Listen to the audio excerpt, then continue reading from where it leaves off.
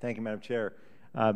First, I want to thank you for coming. I want to commend you not just for the work that you do here, but Mr. Brettholtz, you spoke beautifully about your experience and the amount of time you spend with kids and helping them understand the horrors of the Holocaust. And Mr. Schachter, I'm not privileged to represent you, but I'm right up the road, and your work in South Florida is legendary.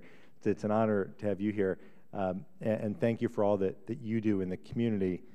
Ms. Firestone, you've managed to become a movie star by being such a staunch advocate for survivors and telling the story. And I had a whole series of questions, but I want to just ask you, you've all spoken about kids in one way or another. We spend a lot of time, those of us who are blessed to have kids, giving them the opportunity to hear from you, giving them the opportunity, as I tell my kids often, my kids will be the last generation who will hear this story firsthand. I'd like you, if you would, spend a minute to talk about the message that this Congress can send to the kids that all of you speak so passionately about and spend so much time sharing your stories with. Well, of course, I feel, first of all, that non-Jewish kids should really learn about the Holocaust and about all these issues. Like, I personally think that this $1,000 IJEC project was an insult.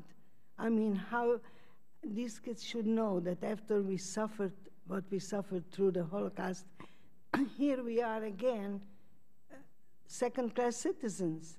We are deprived of our rights as a citizen in the United States. And we want these children to know that when they grow up, they have to correct all these wrongdoings.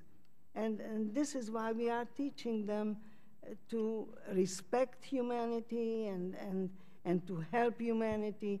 There is atrocities going on all over the world, which most people don't acknowledge or don't even know about. And we think that the Holocaust was the only thing that we should talk about. We should talk about all these horrible atrocities that are going on in the world today, and our children must learn from them.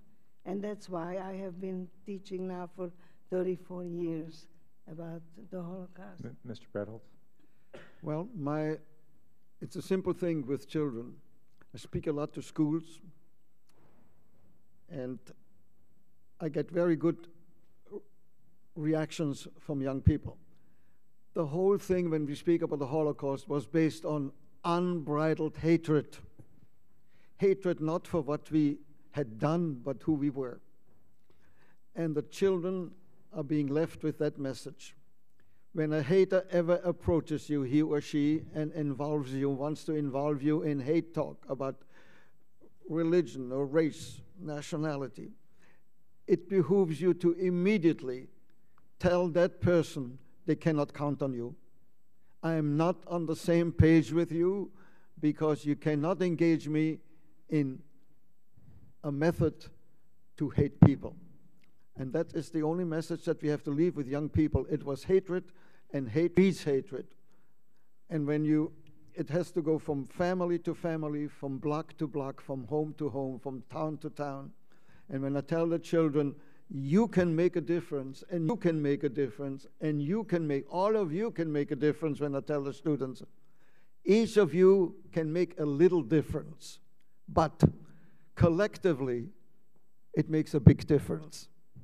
And Mr. Schachter, what kind of difference can the United States Congress make right now with respect to these issues? Congressman Deutch, you know, South Florida usually takes the initiative. I'm talking about many things, but from the standpoint of our communities and the issue of the Holocaust and the issue of survivors, I was one of 5 other survivors, plus a child of a survivor, plus a real personality in our community in Miami, and we collectively built a memorial.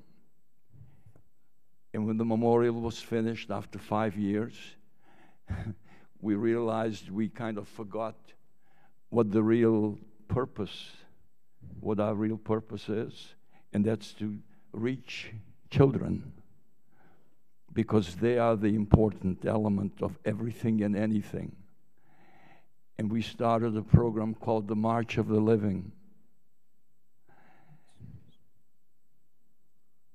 And this committee needs to understand what happens if you start from scratch. We spent 2 months trying to label it, give it a name. And finally we came up with a name, with a word called March of the Living.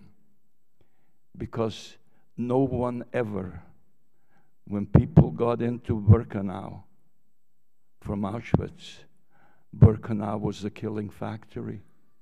No one ever came out alive from Birkenau.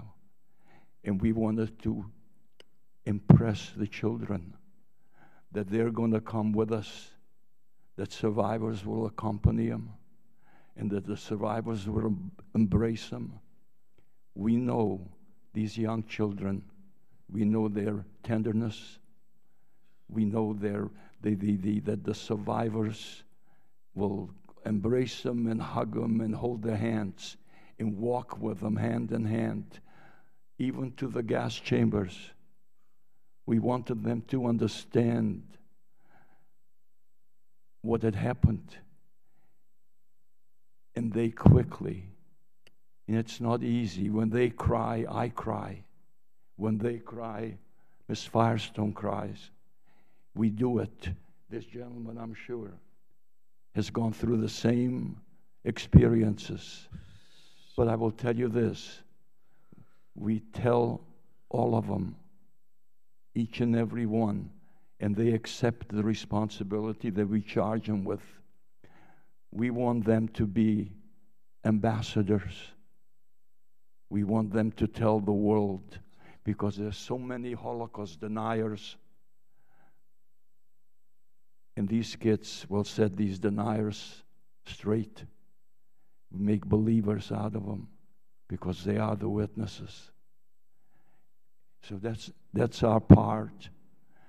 And we'll keep doing it.